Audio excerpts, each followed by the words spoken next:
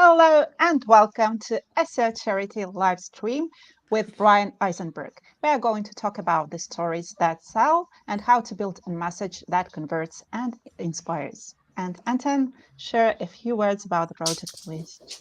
Okay, guys, it's SEO charity, and Brian and Alessia will be talking about SEO, and I'll be talking about charity as usual. So, very quickly, SEO charity project we started in March 2022 to help small shelters, cat and dog shelters in Ukraine. When I said small, I mean that they arrange this small family way, no cages, nothing, but they're not really small.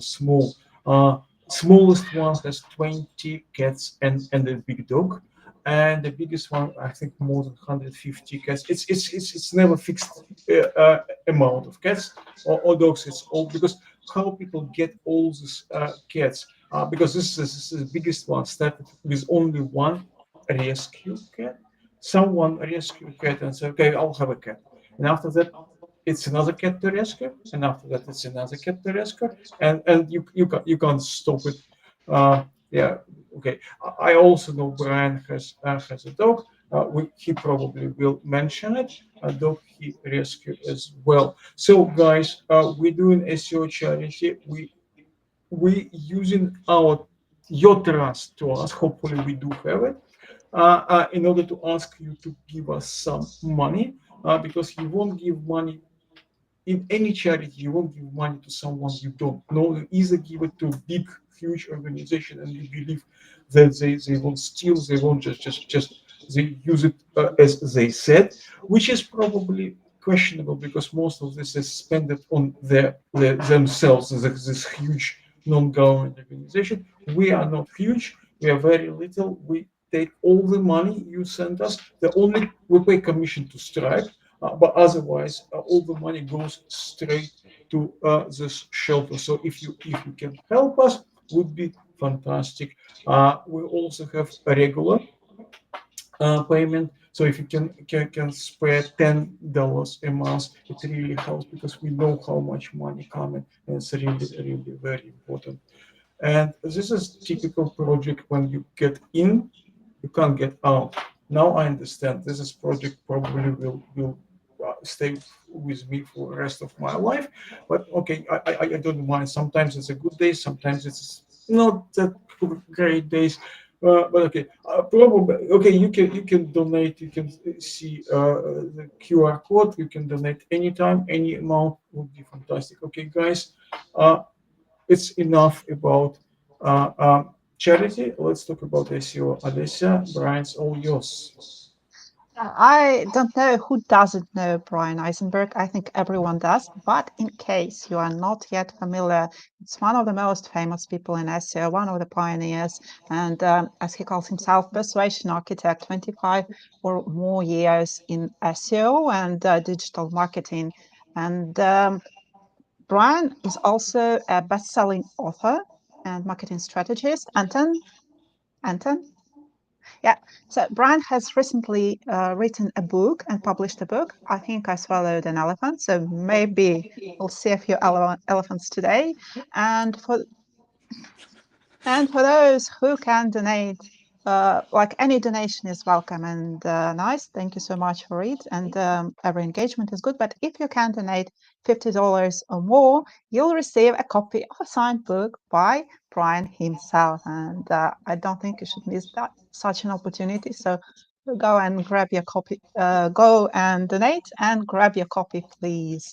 And today, what we are going to talk about is not just another storytelling talks like many people do them, but no, this one is pretty actionable. And why I'm so sure about that, first of all, because Bryan lives as he preaches. Whenever you see Bryan, the minute you see him, the story begins. And it's always something hugely immersive and nice. So, Bryan, I'm giving the word to you. Thank you so much for joining us today. Thank you so much. Anton, I wanted to just ask you one question. When we rescue a dog, is it we who the dog's getting rescued, or is it us who's getting rescued? You gotta Yes, think about that sometimes. I do think about that, but I think the only you only can rescue in terms of human. You only can rescue someone who is ready to be rescued. Yeah, Agreed. And some people absolutely beyond the but you know as well as I do, in my book, I even talk about how my dog, who legitimately is a hero, I did not give him that name, by the way. He was found on a street called Hero A, and they gave him that name. So he's definitely been my hero. He's definitely one of the reasons I'm here today, and we'll talk about that a little later. But let me go to screen share and get us started here. Boom and.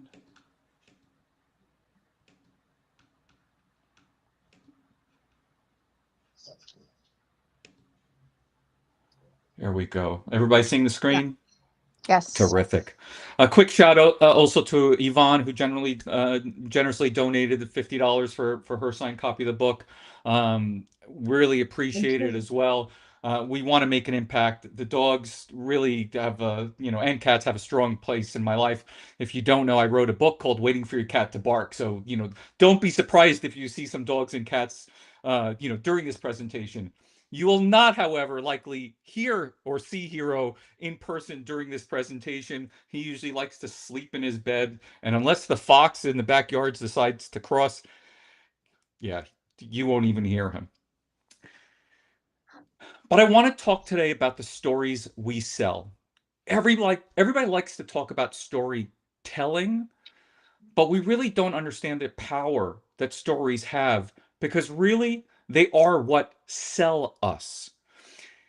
We are designed from the earliest days of mankind to connect our brains to stories. Imagine for millennia, right? We'd work all day or, walk all day trying to stay safe. And in the evenings, we'd come together as a tribe. We'd come around the campfire. We'd tell stories. We'd say, hey, watch out for that canyon over there, because that canyon, that's where, the jaguar is and it may eat you.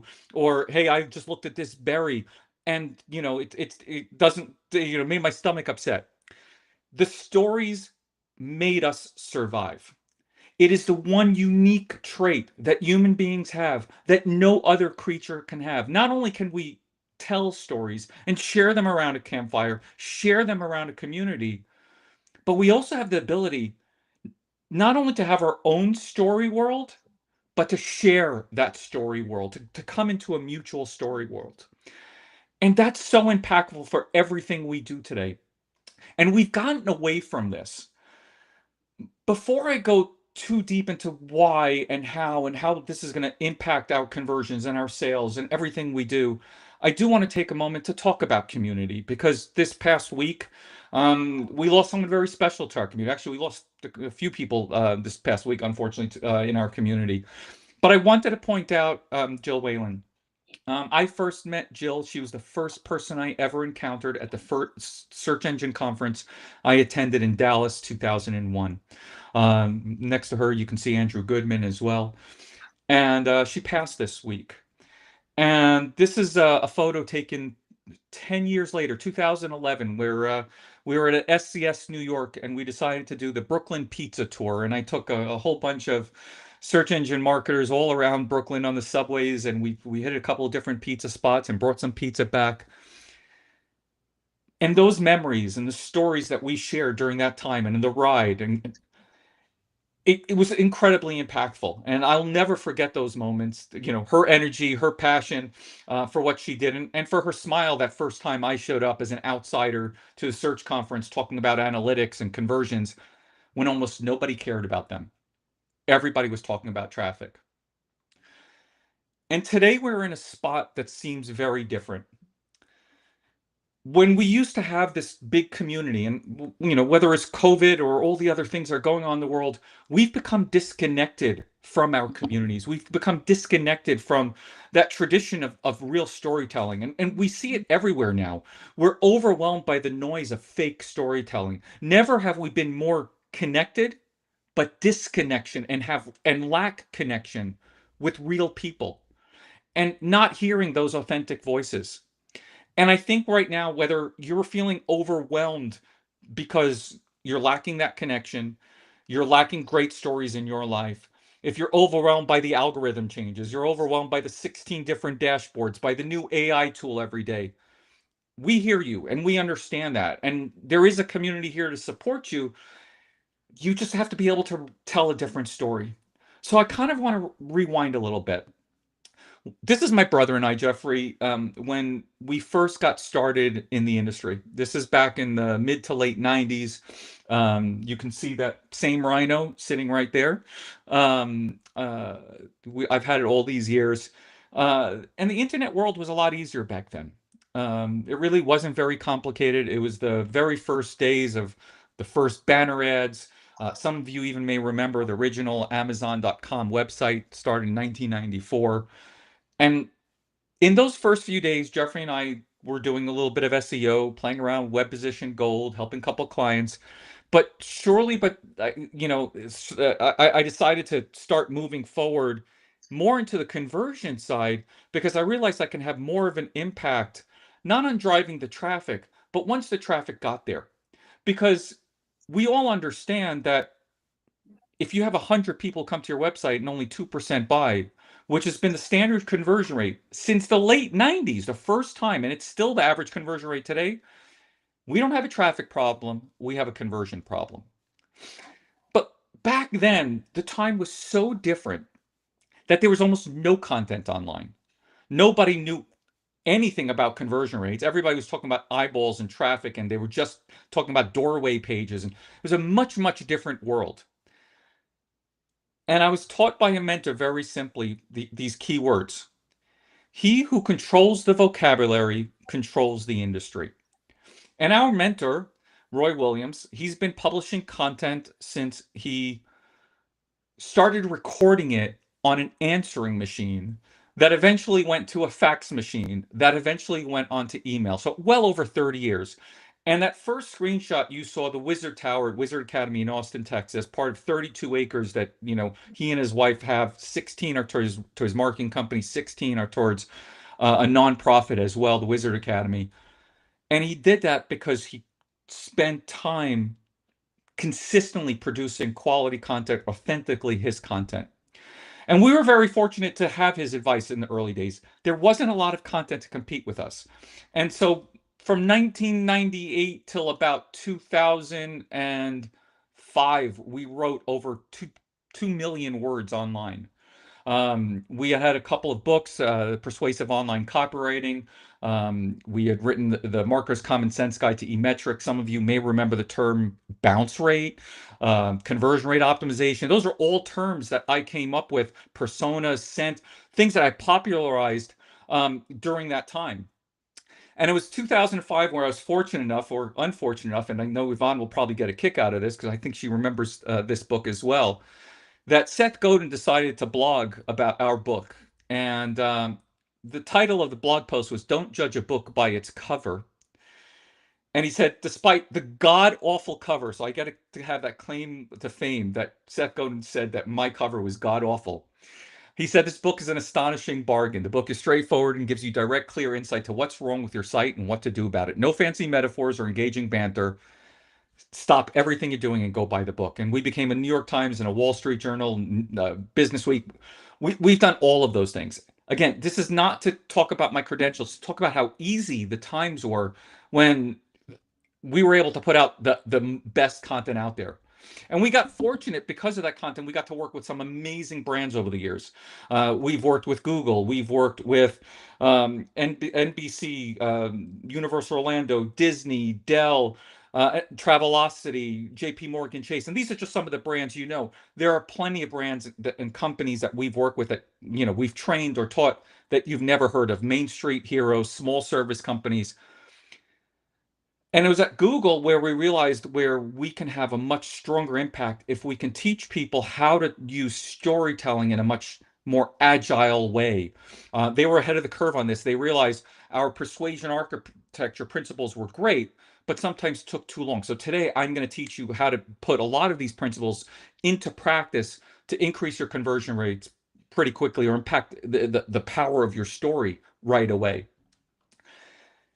But it was also the time, going back to 1994, when Jeff Bezos was launching his company, that a lot of people don't remember that he had pitched his company to 60 investors, and they all told him, go away. They didn't believe in his story. But Jeff Bezos believed in his heart that he could be Earth's most customer-centric company. Okay? And we all know what Jeff Bezos built. And he was competing against the Walmarts, the Barnes and Nobles, the Borders, the Targets, all these big, big, big companies. And look at what Amazon has accomplished. All because the story he sold himself and then was finally able to sell other investors, his employees, and his stockholders. But And I just want you to originally, keep sorry, Brian, but originally Amazon was a bookstore, online just a bookstore, wasn't bookstore, it? correct? Yeah, Correct. I remember that. Yeah. Actually, even funnier story on that one. I'll share this one. The reason our first title was so boring compared to all the rest of our titles, the first title of our book, the first book we ever wrote, was called Persuasive Online Copywriting. And the only reason we did that was because back then Amazon literally worked just like a search engine. And so I just wanted to show up for online copywriting books. Little known fact. But what did Jeff Bezos mean by Earth's most customer-centric company? Because customer centricity is something every company wants to claim they do. But unfortunately, most companies actually struggle with this. Bain did a study where they interviewed over 360 companies. And they asked those executives, hey, are you customer-centric? Do you believe you provide a superior proposition to your customers? And over 80% of those executives said they do. But when they asked the same customers of those companies, only 8% said that those companies were customer centric. That is what you call an incredible delivery gap. So what's the disconnect? Where did we miss this? Well, let me give you an example of this. I mentioned earlier we were working with Universal Orlando Resort, and they have their resort right next to Disney World. And by the way, when my kids were young, it was wonderful because we had both Disney and Universal as clients, and we were able to bring them and great memories. But what's so cool about Universal is as we spent time with them, and they're the little, the little sister kind of Disney World. Most people kind of neglect them. And they were struggling. And Al came to us because he was overwhelmed. He had tried to increase his conversion rate with 2 different redesigns, and he couldn't budge a needle. And he was concerned that if he didn't increase his conversion rate by at least 10%, he was going to get fired. So we got there, and we're at their offices, and we look at their office, and there's a wall there, 75 feet long, filled with research that they've done about their customers and everything, where they come from, how much they spend, where they income, what kind of jobs they have, all of this kind of stuff. And then we started asking them some questions that they didn't have answers for. So they let us go ahead and start doing primary research right there at the front of Universal, right by those gates. And we realized some very quick things right away.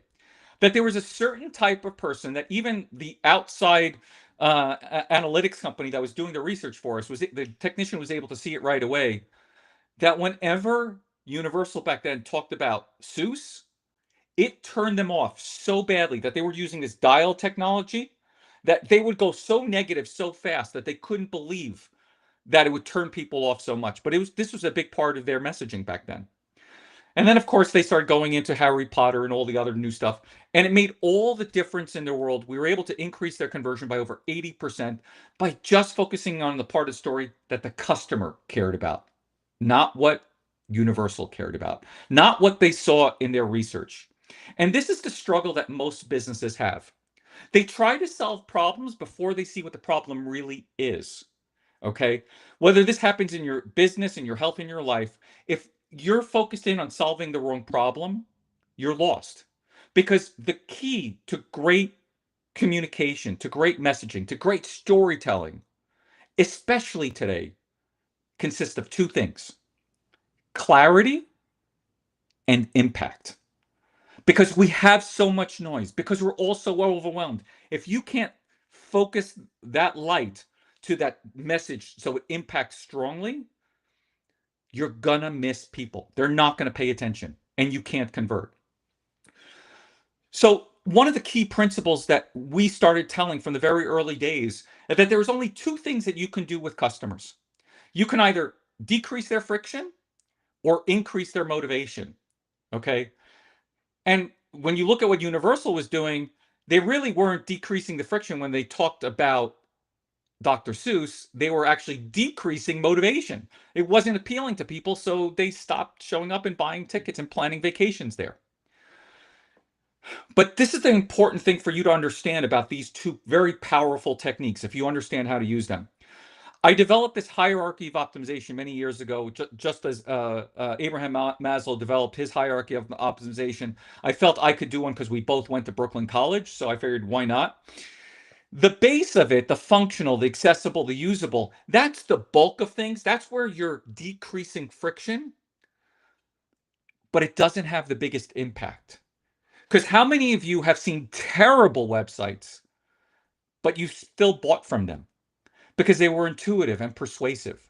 So we have to do everything we can to focus in on increasing motivation and better storytelling. It's going to make the biggest impact that we're going to have on any of the work that we do. The challenge is, just like Universal did for year after year after year, is they looked at their dashboards and their metrics told them one story. And they were stuck in the loop of that story over and over again, not questioning, not wondering, hey, are my beliefs still holding true? Are they limiting us? Is that what's not letting us tell a better story to reach our customers, to impact conversions? Well, it didn't only happen with Universal, it happens with tons of clients, but it also happened to me. We had spent all those years improving clients, getting them over $10 billion worth of gains. But I put on up to 277 pounds, which I'm not sure how many of that in kilo, but that's 100 and what, 15 kilo probably, maybe more, 120 kilo. Okay. Um, Not only did I feel like I was overwhelmed and had an elephant sitting on top of me, I knew I swallowed an elephant. Lots of us swallow elephants. All the things that I had done to improve conversion rates, to tell a better story, wasn't impacting me. Well, I changed my story, and within 10 months later, there I am with Seth Godin and Bryan Clark from Copyblogger, and I had lost over 100 pounds. And it was one key thing. I told myself a story that motivated me enough to give me the discipline that changed everything in my life. See, I had 3 little kids at that point, and this is on the campus of the Wizard Academy. And my son on the right, the bigger one, he had just finished t-ball, little baseball, and he loves sports. He's still a collegiate athlete today, and I knew that if I wanted to keep up with my kids, I had to lose the weight. I couldn't keep doing what I was doing. And sure enough, there's one thing with little kids is that eventually they grow up. Sammy today is 6'5", 260 pounds. He's a behemoth of a man. My youngest is 16 years old. And that story of trying to keep up with my kids wasn't keeping up with my lifestyle anymore. And you can see slowly but surely the weight was creeping up. I didn't get back to the original 277 pounds, but I got back up to around 245, 47 pounds in that area. And it wasn't that I was doing anything wrong, but I took my story for granted. I took my life for granted. I was still doing 7,500 to 10,000 steps a day every day last year. And I thought that was enough. I was eating plant-based, not eating processed foods. And I thought that was enough. But it wasn't until July of last year that I stepped into my practitioner's office and they took my blood and I got my blood test. And my blood sugar was 3 times the normal value. I know Anton explained this the other day. This 367 is obviously in US metrics, but obviously in Europe it's a whole different thing. But just imagine 3 times. I was severely unhealthy, high blood pressure, brain fog, fatigue. I'd forget what was going on during the day. I had aches and pains. I had a bunion on I had all kinds of issues. I was not doing well. And during this same time, when I got this, I was confronted with this reality. I told her I needed 3 weeks to make changes in my life because I needed to find another story. Because while all this was happening, I knew deep down that my story wasn't working for me. I knew I wasn't happy with the weight gain that was happening, even though I was trying to do my best. my story wasn't aligning anymore. And I needed to find another way out of this. Also, during this same time, in the last 4 years, my brother's had 3 significant health concerns. So here I am with a big threat that all of a sudden I may be on medication, and she was ready to put me on medication. And I was like, nope, give me the 3 weeks. And the reason was because I had a belief. And this is very important. It's a story I told myself. I have a good friend, Dr. Matt Delgado. He runs LifeSpring Chiropractic here in Austin, Texas. And he had on his walls a message that says he believes in miracles. He believes that the body can heal himself. Now, Dr. Matt Delgado, if you go to his website today, will not look anything like you're seeing here today. How many of you have seen these Chiro videos all over the internet? All the noise being out there. He realized that, yes, all this popping and cracking is great and it draws millions and millions of views, okay? But it didn't align with who he is. It didn't align with the miracles that he's seen chiropractic actually do. And he knew that the body can heal itself given the right circumstances. And during that time, we were exploring his story and his origins and how he got there. And I remember when I met him 7 years ago, he was struggling as a young chiropractor just to figure out how to make his name known. And this is one of the ways he did it. But I asked him then, what makes you special? And he told me, he's like, I listened to people because he himself was sick. And we brought him back to that alignment. Because once he got back to that alignment, he no longer was sharing those irrelevant offers to people. Those videos attract a certain kind of person, the person who's looking for those kinds of things. Those are not the people looking for life transformation like I needed, but I knew was possible. Now, this happens at a macro level and a micro level. So I'm going to play for you a very quick video, and I want you to keep an eye on the people in white. Some of you may have seen this before, but hopefully you'll get a good sense of what's going on here. So how many passes does the team in white make? So watch the basketball. How many passes do they do? So keep watching. Keep counting. Keep counting. How many do you see? We're almost there. How many did you see? If you saw 13, you were correct. But the question is, how many of you saw the moonwalking bear in the video? Did you see it, Anton? No. There he is. We get blinded by our everyday things, by the things we get focused on, and the noise today distracts us. This is called inattentional blindness. But it also happens with our customers. So let me show you an example of this. So very early on in our journey, we started talking about the concept of scent. Okay, people call it ad continuity, and so I love showing this example because this is an example from Victoria's Secrets that showed that they did it by talent, not not the practice of it. They didn't know the technique. They just knew that somehow this worked. So let me show you a couple of examples here, and you can see what's interesting here. So you see this banner ad, right? You see the Victoria's Secrets logo. You see the product imagery. You see they have 2 different offers here: free second-day delivery and just $20 bouquet gift set. Okay. Notice the colors. If that's interesting to you, you go ahead and you click, and now you arrive to their landing page. And what's the first thing that jumps out at you? $29 and up. Didn't I see just $20 in the banner ad? It got disconnected. Now, again, we do see the logo. We do see the similar imagery, not identical, and that's done on purpose. We see the free second-day delivery offers again, but now in different colors. We get blinded. We're looking for specific things. So if you're telling me just $20, if I don't see $20, what happens? I leave. I bounce. Yeah. Okay. This happens every single day. Now, yes, they put just $20 or $15 with select sweater purchase, but that's not the same thing. Okay. Now let me show you another example. By the way, if you keep clicking in, they continue the same offer over and over again. Well done.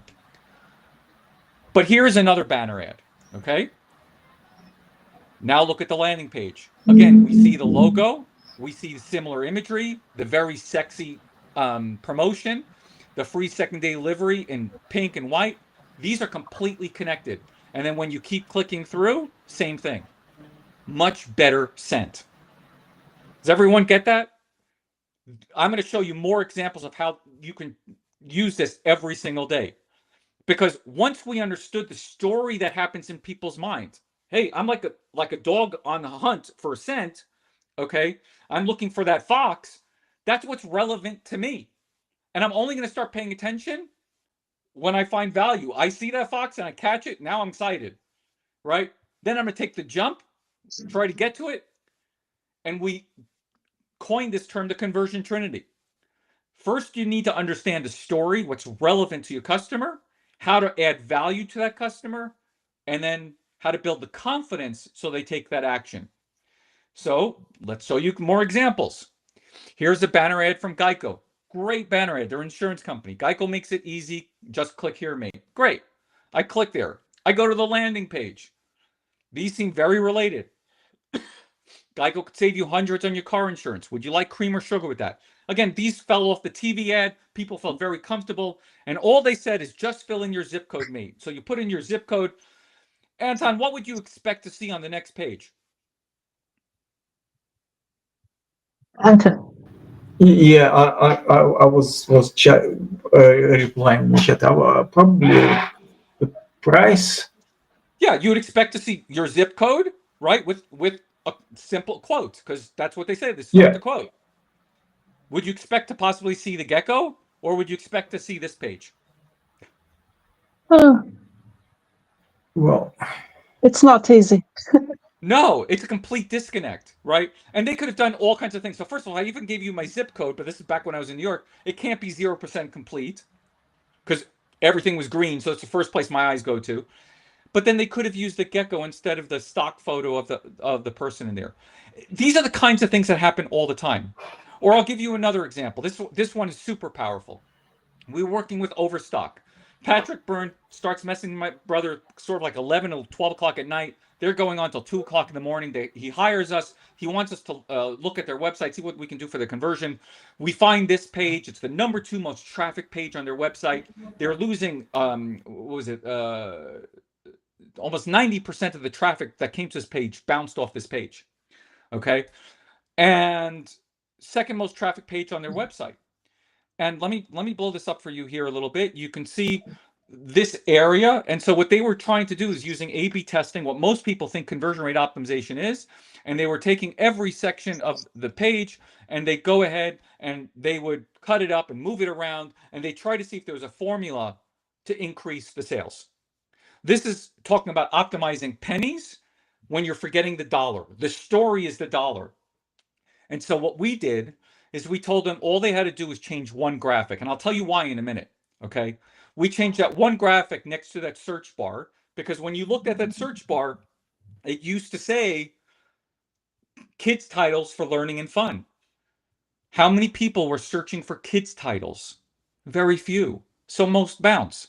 Now, once I told them that they can search from over 24,000 movies, that accounted for a 5% lift in sales. And $1 billion company accounted for over $25 million for that one graphic. So how did we do that in minutes? We used a shortcut. We were telling a story, right? This is the previous banner. So what was the shortcut? When you look at the page, we just looked at perspectives, okay? What would a spontaneous person look for, right? Someone who's bubbly and likes to make quick decisions. What would they look for? Well, they're interested in top sellers and new releases. Well, there's some new releases. There's the top sellers, top 10. Great. Check them off. They're doing great for them.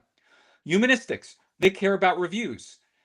Overstock actually had hundreds of thousands of reviews at this time, but they didn't show any on this page. And we said, hey, you should probably surface it, but that's going to take a lot more effort. Methodicals, they want to search by genre. And it was almost impossible to find where the link was, but it was underneath the search engine, the little search box.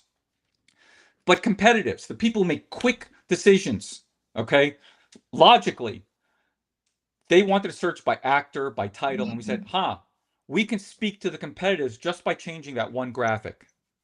That's all it was. We took a shortcut in understanding that perspective, because the story that when you're selling something is not about you, it's about your customer. And so we needed to understand the perspective of our customers, the stories we're selling them, the stories that they have in their own mind that we need to do. Now, we can go from a simple perspective, like the 4 basic personality types, to someone who's, top of the funnel, bottom of the funnel. It doesn't matter, however you want to slice a perspective, but you absolutely need to take a look from different perspectives at what you're doing. You can fill in more details and make them into profiles, and then eventually we can talk about personas that are much more complex, but it all starts from understanding more of this right-hand side. What's the story? What's the story in their mind? How do we get them to join our story? And so when we tend to work with clients, what we do is we start asking them about how would they describe their customers? And we'll map them according to, again, these perspectives. Do they make quick decisions or deliberate decisions? Do they make emotional decisions or do they do logical decisions? And we can start bucketing them, and that helps us create our personas. Okay. And we use other techniques that we talk about in the book. I'm not going to go too deep into these, but we can start using what we talk about character diamonds to make our personas more empathetic, so you understand exactly who you're talking to. And we also do this for brands, because the brands also need these diamonds, because that's what helps come up authentic. And here's the key thing I want to share with most of you before I even go on to the details of this.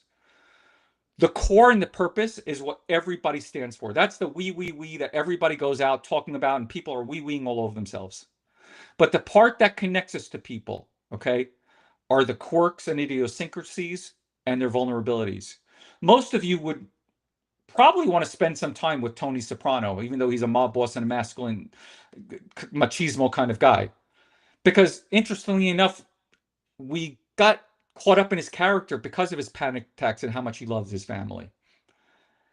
It's unexpected, but it's real, right? We see the same thing in Sherlock Holmes. All great script writers use these techniques to come up with their characters. This same character was the same one that you've probably seen in TV show Dr. House, almost identical. My friend, Dr. Matt Delgado, has almost the exact same thing. His quirk is he's an addict, not to opium that Sherlock Holmes was, but to coffee. As a neuro-based chiropractor, you'd understand how strange that is, but that's what he is. Now, these techniques are great if I can do them, but they're also great because our students have been able to do them. So years ago when I was coaching, we had them work with this Fit Deck Mobile. They took a deck of playing cards and they gave you a workout. Great idea. People looked at the website. They really weren't sure what was going on. And we just had them make a couple of changes based on the conversion trinity. How do we make things more relevant? So you install the Fit Deck mobile app, shuffle the exercise cards, and you're off to healthier you. We took someone's quote, shared it, became immediately relevant what it was. Then we provided quick value, right? We also showed them what devices it worked on, and then gave them a very simple call to action. 111% increase in conversion. Now, I decided to do this one for Anton. I did a search this morning for organic dog food. Okay. So I want you to imagine the most methodical person buying dog food or organic dog food. They want to make sure they give their pet the absolute best quality food. So we get to the landing page and there's a bunch of obviously sponsored paid ads on the top, but I'm going to look at these ads instead, right? The top sponsored ads. And I'm going to have you think about as we see these next pages, what the conversion trinity is telling us. So I land here. Is this relevant for organic dog food? Well, first of all, I don't see the word organic anywhere. I don't get really a lot of details. I get no pricing here. I just get some ranking. So as someone methodical, this doesn't really work a lot for me. Okay. Again, would it work maybe for a competitive person? Very possibly. But again, it's all about the perspective, looking at it from their story. Okay, I go to now the farmer's dog and I look at their website. And again, much better looking website. I've seen their branding on TV as well, right? I've seen their commercials. I'm methodical. I may take some time to go through this, but do you see anything about organic dog food? Nothing. And so I bounce. And I get to this last one. Wag tantrum. Now, notice there is organic on the page, but it says it only at the very top in the top navigation. How many of you missed that? Probably most of you. Yeah. Okay. All they needed to do was talk about the quality of organic ingredients, right? They say organic goodness, but they don't make it bold and clear, right? And provide the value of, well, what kind of ingredients? Because I'm methodical. Now I'd have to scroll down, but they can do more here, but they're the best one out of all three. Do you realize how bad most of them are to begin with? How Yes. easy it is to jump ahead of people by just focusing in on clarity and impact. Most marketing fails today because it assumes attention is given. The reason we wrote Waiting for Your Cat to Bark is because we believe that most people thought most advertising and marketing came from the principles of Pavlov. Okay? That you rang the bell, you showed it in front of them, and they're going to react. But in reality, people are not like dogs that salivate at the ring of the bell or your ads. They're more like cats. They want their attention earned and directed. So make it count. And as you mentioned earlier, I'm not talking about storytelling because everybody today wants to talk about this buzzword of storytelling, where you sprinkle some storytelling techniques on your marketing, and all of a sudden, you're going to be a better marketer. Will it work? Maybe. But if it's not authentic, if it doesn't tell a true story, if it's not the story that matters to your customers, all you're essentially doing is putting lipstick on a pig. And it might be a pretty pig, okay? But it's not going to have the impact. The impact comes from clarity, comes from seeing you and your customers real, from talking from your point of belief, from believing that there are miracles, from believing that your brand is not what people say about you when you're not in the room. Okay? It's not what you say about yourself. It's not the ads that you're going to run. And that's why Jeff Bezos ran no ads. He was relentless in executing his vision about being customer-centric. He knew that if he delivered what he wanted to clients, they would keep talking about him. And he built a ridiculously sized brand because of it.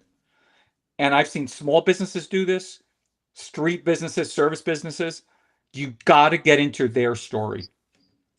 Here's another quick example from Dell. When Dell hired us, and they're here local to me, next to Round Rock, they hired us because Sam was getting ready to leave his job, and he wanted to leave his team. He was in charge of the e-commerce website at that point for consumers, and he wanted to leave his team a list of things they can do to help their conversion rates. And Sam sent me a message. I was writing on ClickSee at the time. Said, "Hey, I believe everything, almost everything you say." I mean, what do you mean almost? And we became great friends. But we went ahead, we did an analysis on his website, and we handed him a book like this, probably 65, 70 pages of all the things that he can do to improve the Dell website at that point. And he comes to me, he says, "Okay, well, what do we do first?" I'm like, "Well, you do all these things." So he went back and he put it all into a spreadsheet and he prioritized it. And I've written about how he prioritized it as well. And the only thing they did is this one test, very similar to Overstock. In their configurator, they used to have the words learn more. So you got to choose what base system, what memory, what hard drive, all those different options. And I asked them very quickly, I said, well, when people are getting ready to shop and they want to check out, are they in the point where they want to learn? No. The only thing they did was change the words learn more to help me choose. Nothing behind it changed. And that accounted for tens of millions of dollars for years and years and years, not only on the consumer site, but a few years later when the B2B site finally did it. Simple words. I'm not talking about big projects. If you can just get better clarity, even on these micro copy, you can have an impact to your business. Because here's the thing, this great lesson from Dell. Customers love to buy. They just hate being sold. So if you can get into their story world and have them see themselves the way they want to be, now you're actually selling them. This is why Amazon Prime customers convert at 22 times the level that non-Prime customers convert at. 74% conversion rate. Why? Because what did Jeff Bezos mean by being Earth's most customer-centric company? I'm going to show you. It's about the data. It's about paying attention to the inputs and what mattered to the customer, not his stock price, not his conversion rates. Those didn't matter. He knew that if he focused in on these 4 things, and these are what most people think of when they think of brand Amazon, makes a difference. Selection. His category managers were responsible for having 7 times the category depth of their top competitors. The price, 5 to 13% lower than their top 5 competitors. They've since automated all of that, up to the fact that they can change the price for to the individual every 6 seconds if they choose to. Availability, they turn inventory faster than everyone. They haven't updated this in a while, but over 20 inventory turns a year, which is incredible. And most orders can get to you within a day or 2. And then from a customer satisfaction index, if you've got a problem, they're going to take care of it, and they beat most people. So having that input data shows us our reality, really keeps us focused on it. And here's the thing. I mentioned the data before. I wear my Apple Watch. I knew I was getting up every hour. I knew I was getting my steps, but it wasn't enough. So when I had that blood sugar of 376, I took the first few weeks. I cleaned up my diet a little bit. But then my nurse practitioner gave me real insight to what was going on inside my body. And she gave me a continuous glucose monitor. Actually, I think I'm wearing one right now. And I got my blood levels down to normal levels within 4 months. I got rid of the brain fog. I got nonstop energy. I no longer needed naps in the afternoon. Everything felt better because I knew what was happening inside my body. I can control it every meal, every drink. I'm going to drink. How it was impacting me. I realized my protein shake was sending my sugar up. So I needed to change. So how did I increase my steps? I just started walking after every meal. That's it. That's been the biggest change. I walk after every meal. That's and I it? focused it. That's it. And that Wow. got my blood sugar completely normal. Right? A little more protein and focusing on walking after every meal. And what does that tell you? It's what Mahatma Gandhi said. Actions express your priorities. I knew I didn't want to end up like my brother having to take medication for the rest of my life. That if my life mattered, if I didn't want to be that sick person on medication for the rest of my life, I could be disciplined enough. I can take action every single day to walk after every single meal. Now, you're going to take this and you're going to hear it and say, oh, well, I've seen this in marketing before. Lots of companies like to put up "we believe" statements because it is the beliefs that drive the stories. And so this is a classic example of corporate "we believe." And I want to point you to the right-hand side. It says, we believe our products are good value, that we should make a profit, and that the customer is always right. Does that sound authentic, or does that sound like it came from corporate? Well, let me show you a little bit about Lush. This is what Lush cosmetics tend to look like. They're packaged, hand packaged, they're really pretty. This is from my friend Margot. My daughter went ahead several years ago and she went to the shop with one of her friends. She bought a few different things and she's on the car ride home. It's about 20 minutes from our house. And she decides she wants to smell the package again. So she opens up her little bag and she gets to the package and she opens it up. And this is what she saw.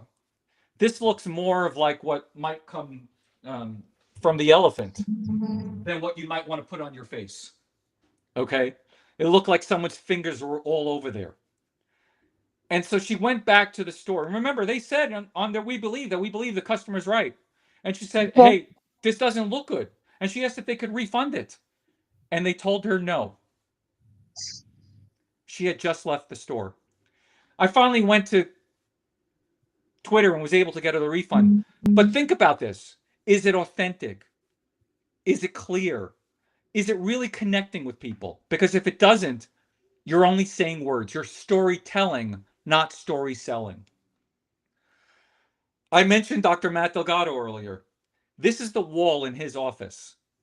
This is the wall that started because he read Be Like Amazon, and I told him he needed his belief statements. We believe it all starts with listening and compassion. This is what I found out about him from day one. The human body is a living miracle. In the ability to defy the impossible, the right information reveals a path towards better health. The power of everyday choices and actions to impact our collective well-being. Your desired outcome is a byproduct of consistency and commitment. Those words changed my life. And it could change anybody's life, their business, their health, their relationships, if you're willing to take the right perspectives, tell the right stories, and get the right information. Because how do we know Dr. Matt's authenticity is having a big impact? He was sitting at home one day and he gets a text message from the coach of the University of Texas women's basketball team. That's this message here on the right. They're in the arena in Atlanta getting ready for their Final Four competition, one of the biggest competitions their team's ever going to have. And they think of him and say how they found the nervous system of the arena. That's a brand.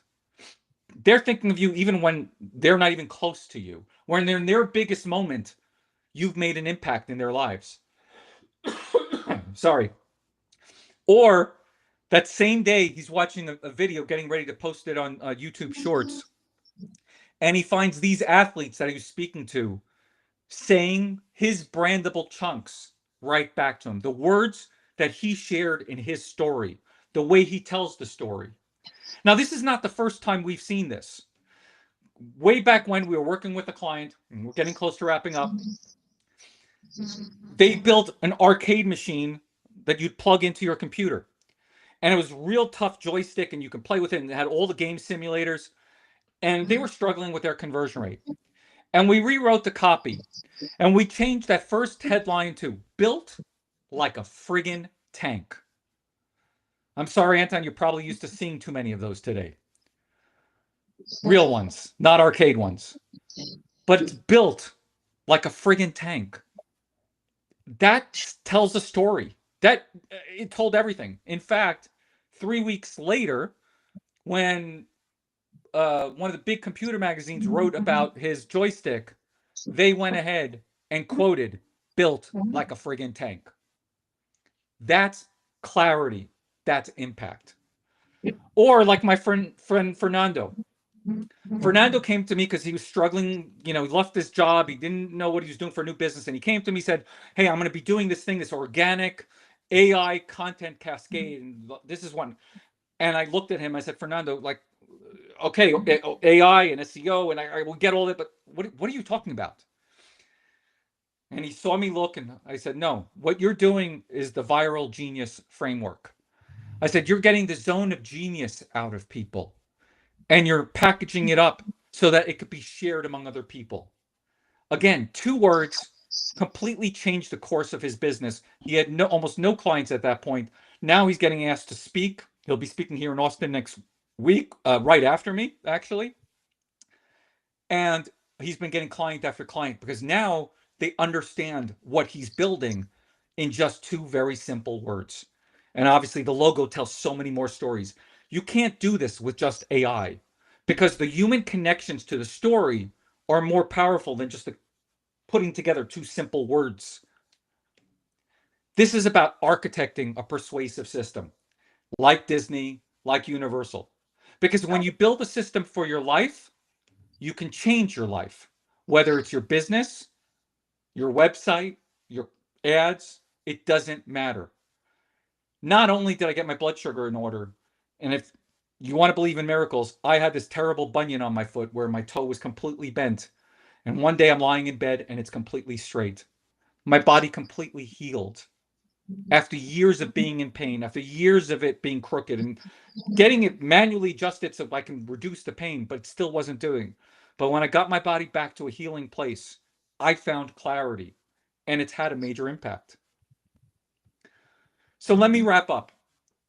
Brands today are no longer what you say, but what others say about you. That's the point of SEO. That's the point of AI. How do you get others talking about what you're delivering? And I'm going to tell you how to get it started right away. It starts with the narrative. Jeff Bezos, you think about him with the metrics, about all the technology, but in his offices, They don't talk in spreadsheets and slideshows. They talk in paragraphs. They have to write narratives about what they want to do. If they're going to release a new product, they need to write it as a press release. In fact, Amazon Prime that we talked about earlier came from one of these 6-page memos. Narratives, stories, the stories that sell. Now, I share this today because I want to make a huge impact, not only in the pets and cats in Ukraine, but on everybody, whether it's your business or personal. Because I know if even one of you takes action on this and starts taking these lessons, you can have the impact that Jesse Cole did. Jesse Cole read my book, Be Like Amazon.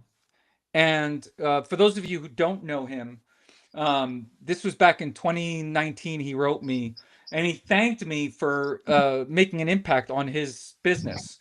That Be Like Amazon became foundational for his fans first mentality, and that the we believe statements have become part of his everyday vocabulary.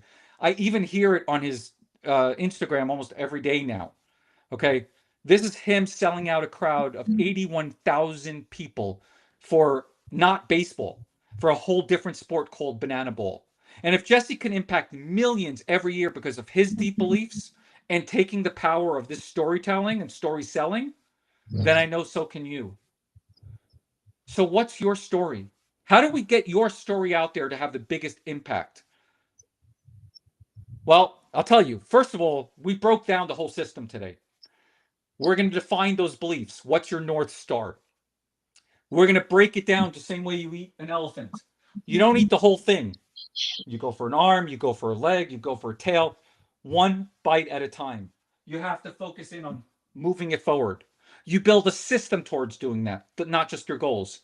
You measure the inputs that matter, and then you adjust and keep going. And I want to kind of wrap up with one last story, and then I'm going to give you some homework. Back in 1984, I was a teenager. It was just after I started my first bulletin board system online, and this is the first places I started doing optimizations and changing the menus and trying to get people to go to different parts of the website. And there was this 4'10" Russian manicurist called Clara, who helped take on Burger King and McDonald's with her famous line, "Where's the beef?" 3 words. 3 words got Wendy's selling more burgers all of a sudden because they took on the category challengers. They said everybody was selling these big buns with very little meat. And we all know that if you want to talk to the customer, and the customers are more like dogs and cats, they don't want to talk about buns. They care about the meat. And as my mentor Roy Williams would say, talk to the dog in the language of the dog about what matters to the heart of the dog. And Clara and Wendy's changed their whole business by just asking, where's the beef? That was their belief. Burgers should have meat. I believe Hero would agree. I believe the cats and dogs would agree as well. That's their beliefs. So this is your homework. I want you to go back and I want you to write at least 10 true sentences that begin with the words "we believe." And just to kind of spark your list, what do you believe about your customers? What do you believe about your life? What do you believe about the problems you solve? What do you believe about the world needs more of or less of? What belief do you hold that your competitors don't? What would you fight for even if it wouldn't make you money? And then start asking yourself, which of these are foundational beliefs that you never change no matter what? And then which are the beliefs that are holding you back? I believed that walking 7,000 to 10,000 steps a day, eating plant-based and minimally processed food, and drinking water, and no soda, no alcohol, that was keeping me healthy. But it almost put me on medications, and God knows what would have happened after that. You can change everything in your life if you're willing to swallow the elephant one bite at a time. As Anton mentioned at the beginning of the presentation, if you donate $50, I will gladly send you a signed copy of our book. If not, you can find it on Amazon. But also go to my website and grab your free copy of the Elephant's Toolbox. There's a whole bunch of little techniques you can use to enhance your storytelling as well. Thank you so much, everybody. Yeah, it was so good. Thank you so much. Do you have a few minutes more for a few questions? Absolutely. So the very first question I was asked to ask you is if you can share this presentation, of course. I usually don't share the presentations, but we'll have the the video of it out there. So please definitely share it at some point, right? Will you have the whole presentation recorded so people can see it?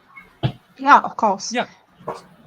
So, and also in the middle, like closer to the end of your presentation, the freaking tank and all these kind of things, Yep. the copy, like the first copy was like SEO'd slightly, and the second copy was more engaging.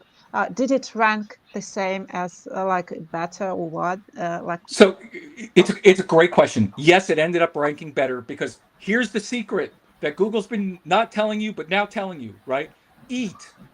It's about experience, real, authentic experience and authorities. And so when the authorities are using his words and talking about those same words, how does that influence things? It's the same thing that's happening in AI SEO today as well. So when you can start influencing the words, controlling the vocabulary of the industry, you control the industry. So yes, everybody else who had a flimsy joystick that we talked about in the copy as well couldn't compete with one that was built like a friggin' tank. yeah, it's interesting because like what we are taught usually in the forums and everywhere, like put the keyword here, put the keyword here, make it some filler content, and it will rank, and that's it. So no one thing goes beyond that and tries to make something that actually works for the customer. So Dr. Matt was using an SEO company and actually a fairly decent one. They were getting him a lot of traffic, but it wasn't traffic that was really sticking with him because it was the wrong type of customer. It was the wrong perspective. He was telling the wrong story, right? Those ads talked about, neck pain being related to like all kinds of stuff that just wasn't what he was trying to do. As soon as we started changing it, his revenue just started rising completely. Now, we still have more SEO work to do now that he's finished the whole website. But go check out LifeSpring Cairo. See how the copy just engages you. Because even if the traffic is less, right? We've talked about in the beginning. You don't have a traffic problem, you have a conversion problem. If that traffic hooks, if those words hook you, and you're the right kind of person, you come in there and you're buying much bigger packages, more impactful packages, because you know he's ready to change your life.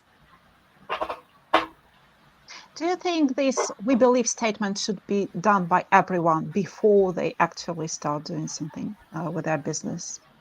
Whether Public. it's in business or life, yeah, you know what? We haven't found a client that wouldn't benefit from getting it done. When we're working directly with a client, we may not make them do the homework, but we're asking them those questions. We're talking to customers. We're trying to extract those things that they believe that are different, right? And I think that's the tricky part. But if you're doing it at home on your own, right? You can get the book, you can, get the toolbox, but first homework, like, yes, just evaluate yourself, evaluate where your life is, look at those beliefs, just get rid of all the distractions, get back to nature if you can, just write those down, just as many as you can, and find out what things are holding you back. Because I promise you, some of the things that you think about today, like, oh yeah, we need to put keywords in our title and this and that, that's all, maybe that's actually holding you back and you don't even know that today.